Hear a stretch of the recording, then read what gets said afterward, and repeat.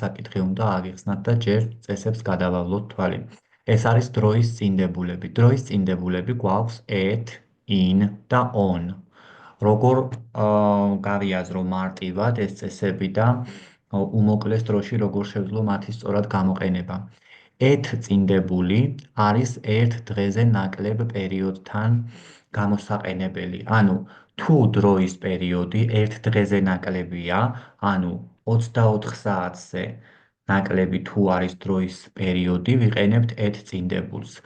in წინდებულს ვიყენებთ თუ დროის პერიოდი 24 საათზე მეტია და on წინდებულს ვიყენებთ თუ დროის პერიოდი უდრის ერთ დღეს, ანუ 24 საათს.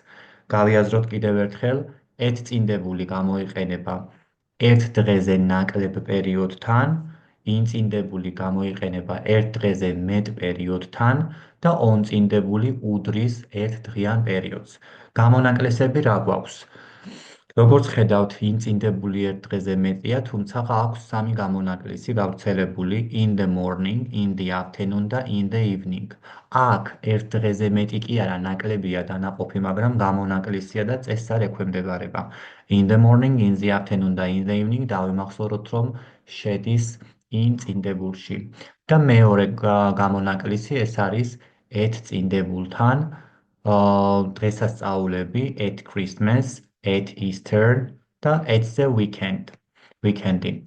ზოგადად ერთი რამე დავიმახსოვროთ კიდევ, თუ დღესასწაულებს განმარტებაში ბოლოში day არ უწერია და არ წერია როგორც Christmas Day, Easter Day და ასე შემდეგ, აუცილებლად მიდის at წინდებულთან, თუ ბოლოში day უწერია, ერთ დღეზე გადმოყავს დროის პერიოდი და მაშინ წავა on წინდებულთან, იმიტომ რომ on-ი უდრის ერთ დღეს. ან მთლიანობაში გავიაზროთ. at წინდებული ერთ დღეზე ნაკლებია, in წინდებული ერთ დღეზე მეტია, on წინდებული უდრის ერთ დღეს. გამონაკლისები კი აქ გვაქვს მოცემული. ეხლა დავწეროთ ტესტი. ეს არის ფორმულა, რომელზედაც უკვე ვისაუბრეთ და გადავედით ტესტზე. მოცემული მაქვს Friday. Friday არის ერთი დღის ტოლი. რადგან ერთი დღის ტოლია, ვიყენებთ on წინდებულს. In the morning. In the morning ერთ დღეზე ნაკლებია, მაგრამ შედის გამონაკლისებში